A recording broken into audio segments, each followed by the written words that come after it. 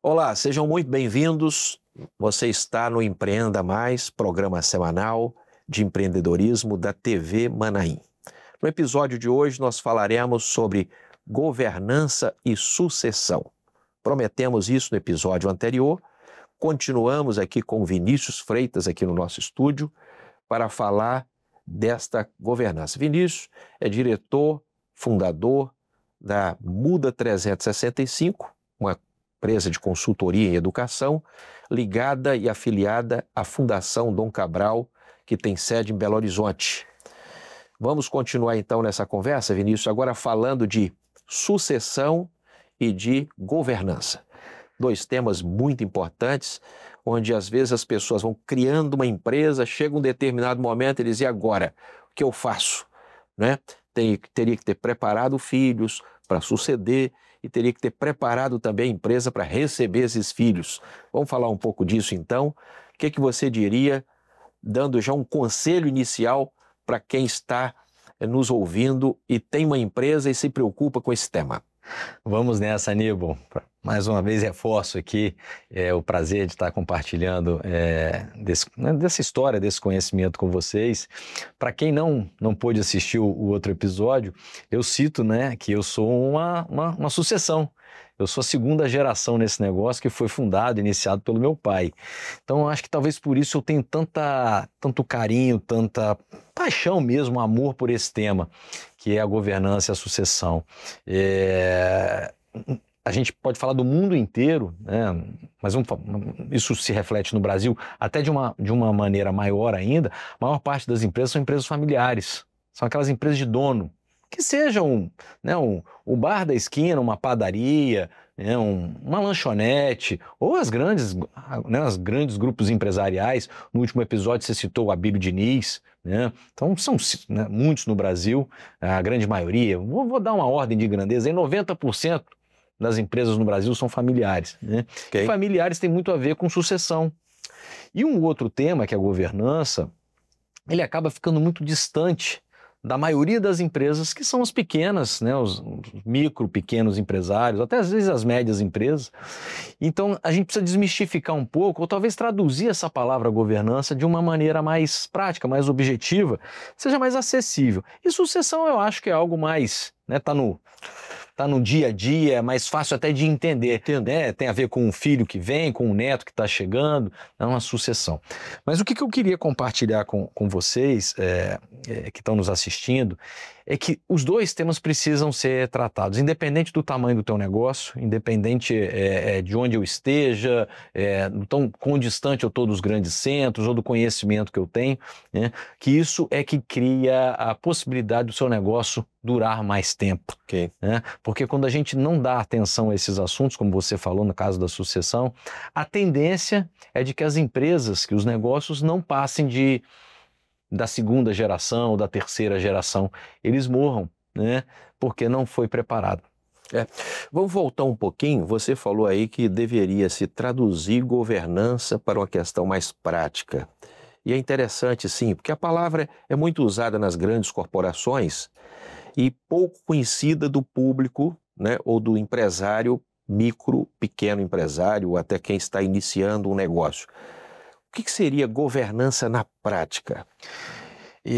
Eu quero sair do conceito tradicional e do conceito, né, que a gente trabalha nas grandes empresas, nas empresas mais estruturadas, mas pensar a governança como um bom conjunto de regras. Ok. Eu costumo brincar que é mais ou menos como quem gosta de jogar... Está ligado a processos que nós falamos no episódio anterior também. Também.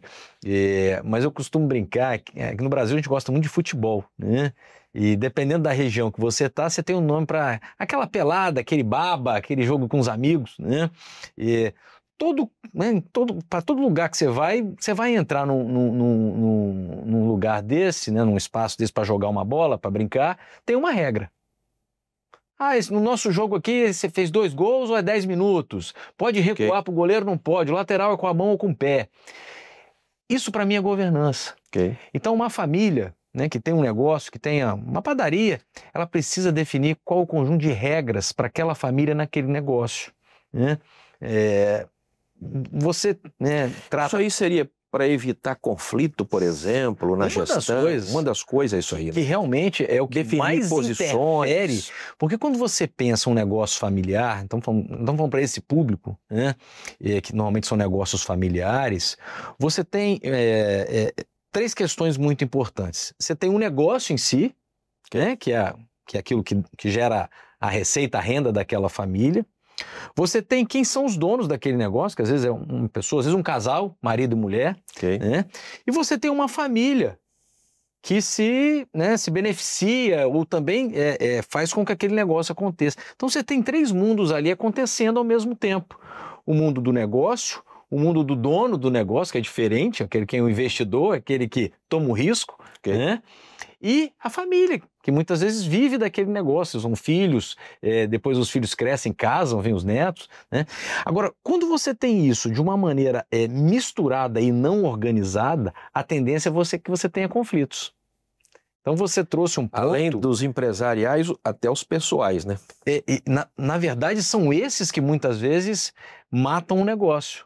Os conflitos familiares, os conflitos pessoais, que se misturam com o negócio, que se misturam com o patrimônio da família.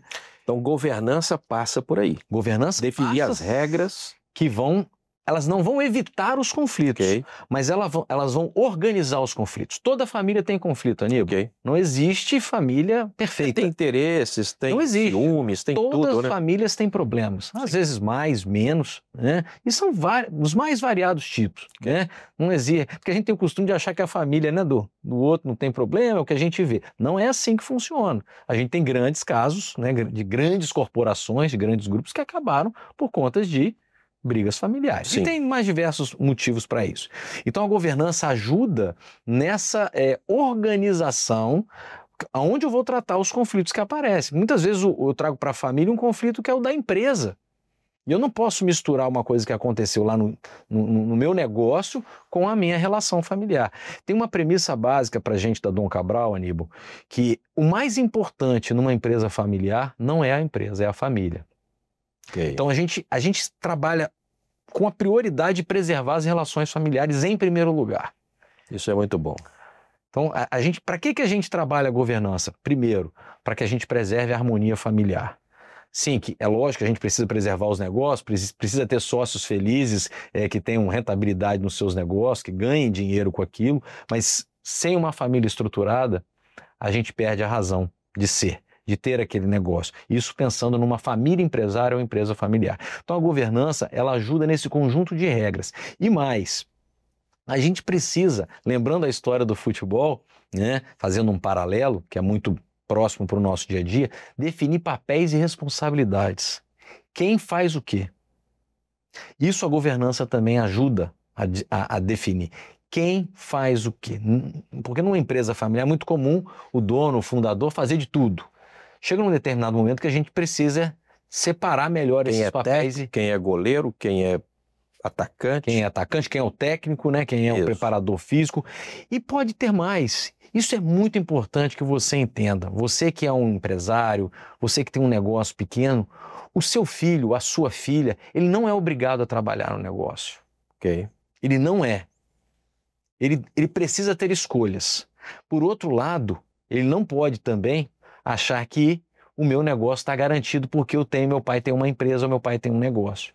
Então a gente precisa entender que as pessoas têm o livre-arbítrio, elas precisam escolher. Agora, a partir do momento que eu escolho estar na empresa da minha família, eu preciso ser profissional, eu preciso dar resultado. O fato, né, de eu ser filho ou ser filha ou ser neto não me credencia. O que vai me credenciar é o resultado, é a minha capacidade de entregar resultado. Perfeito. Bom, nós estamos falando de governança e dentro do nosso tema também está proposto falar de sucessão. Quando você está falando isso aí, eu fico imaginando, você tem que definir talvez se esse filho é sucessor ou é herdeiro. Passa por aí. Sem dúvida. Da governança, então, define isso para ir então para uma sucessão. Vai ter sucessor ou não a empresa? Talvez não tenha. e tem que entrar num processo de M&A para vender, para fazer uma fusão, alguma coisa, outra coisa, né? Como é que nós entramos agora na sucessão? Tem que preparar, além da governança? Aí vem a história do processo, né? A sucessão, muitas vezes, ela acontece sem essa estruturação, sem essa preparação. E o que a gente percebe é que o resultado disso, normalmente, é um resultado ruim. Essa sucessão mal feita, ela não cria condições para a perenidade do negócio. Ok. Porque muitas vezes as pessoas não foram preparadas para isso, ou até não tinham aptidão e vontade para aquele negócio, né? Essa semana mesmo, eu conversava com um empresário que está interessado em nos contratar e ele tem um filho apenas. E o filho dele resolveu fazer medicina. Não tem nada a ver com o negócio dele, nada a ver. O negócio dele é comércio, voltado para outra área, e o filho resolveu fazer medicina. Mas o que acontece, Aníbal? Isso não quer dizer que esse negócio não possa continuar, ter perenidade. Esse rapaz, esse jovem que está se formando em medicina agora, ele tende a ser, ele é um herdeiro daquele patrimônio do pai. Ele está se preparando para ser sucessor, né? Esse pai, esse empresário, ele pode formar sucessores dentro da empresa dele. Ou seja, que não sejam da família, exato. Funcionários internos, funcionários externos, pessoas que estão no mercado que ele possa trazer. E esse rapaz pode se preparar para ser um futuro acionista, que vai, né, garantir os valores da família, os valores do pai, num conselho de sócios, numa estrutura onde ele possa olhar os resultados, contribuir para que esse negócio continue. Porque esse negócio, ele gera emprego, ele gera renda. Então, numa economia, né, bem estruturada, uma economia que tem uma visão de longo prazo, a sucessão é fator determinante para uma economia bem sucedida, que continua empresas, porque o mais difícil não é começar uma empresa, é mantê-la viva.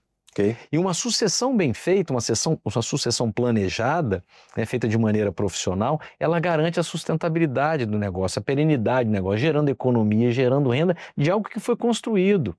Então a sucessão precisa sim ser trabalhada. Ok. Nesse preparo da sucessão e dos filhos que estão ali, às vezes um familiar também, um sobrinho, alguém, né, que entra na companhia,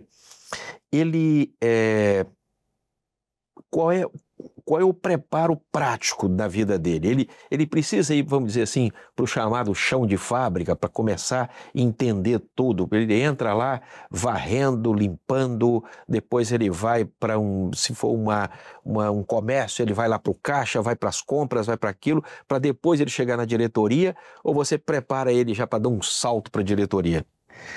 Ou tem os dois modelos?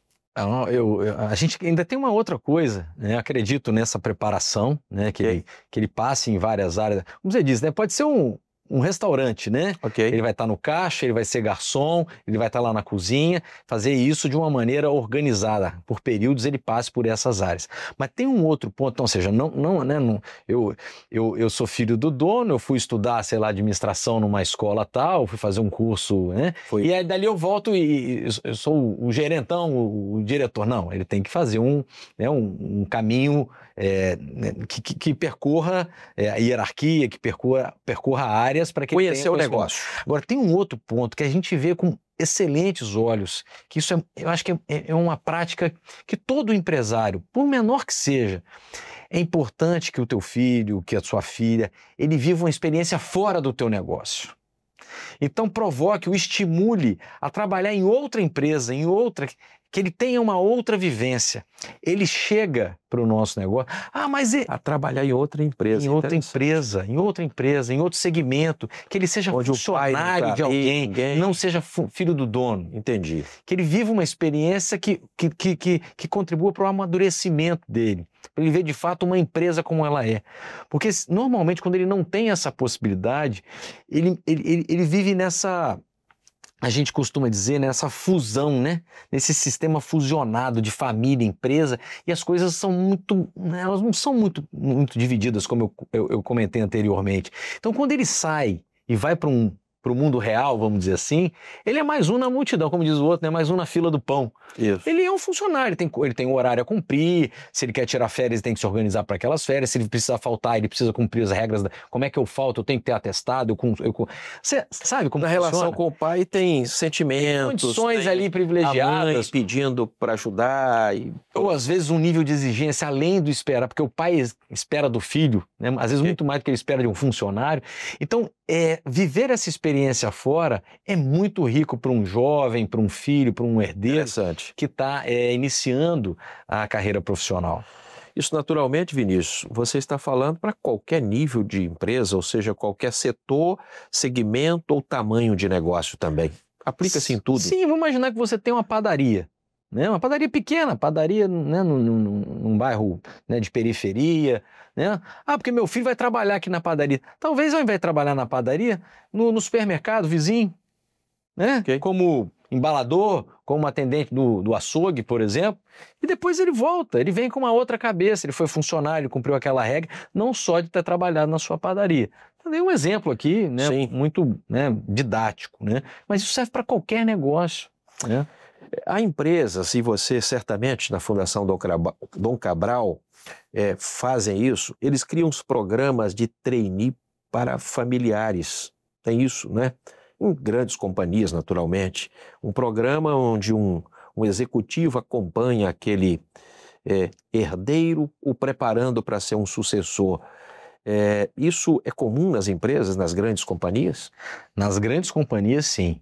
A gente tem exemplos de grupos familiares grandes que tem isso de uma maneira estruturada, né? O programa do jovem trainee, o jovem herdeiro, que participa, né, desse processo, e esse processo ele é acompanhado, ele é monitorado por executivos, por profissionais dentro da empresa, de maneira que ele consiga realmente, ao final dessa jornada, tomar a decisão se quer continuar ou não no negócio da família, e mais. E a empresa também o avaliou durante o processo. Né? Então, quando a gente pensa em grandes grupos, preparado, né? Nós temos um aqui no Espírito Santo que é exemplo. Eu posso falar, porque é um exemplo bem sucedido, que é o Grupo Águia Branca. O Grupo Águia Branca hoje está no Brasil inteiro, uma das maiores empresas. Quando eu falei disso aqui, eu estava lembrando. Eles têm um processo estruturado já há muitos anos, há décadas, né, do jovem trainee, e que é realmente referência em outras empresas. Funciona. E a gente vê o resultado disso. Né? Então, eles têm realmente muito claro, né, hoje eles já têm membros da quarta, acho que até quinta geração, se não me engano, a quarta geração com certeza, trabalhando na empresa, e tem muita gente da família. Agora, tem muita gente da família que não trabalha, né, que escolheu não trabalhar ou talvez não estivesse apto para estar naquela posição, na posição que ele gostaria. Isso é muito pacificado dentro da companhia, dentro do grupo familiar. Né? Eu vou entrar, primeiro, se eu quiser entrar, e segundo, se eu tiver condições de entrar. Na casa do pai, diferente, né? Entra na casa, durmo, acontece, mas na empresa, realmente aí profissionalizando com governança, com plano de sucessão, fica profissionalizado isso aí, né? Eu sempre falo isso, Aníbal, já falo isso assim já há muito tempo, por conta de tantas histórias que eu acompanho.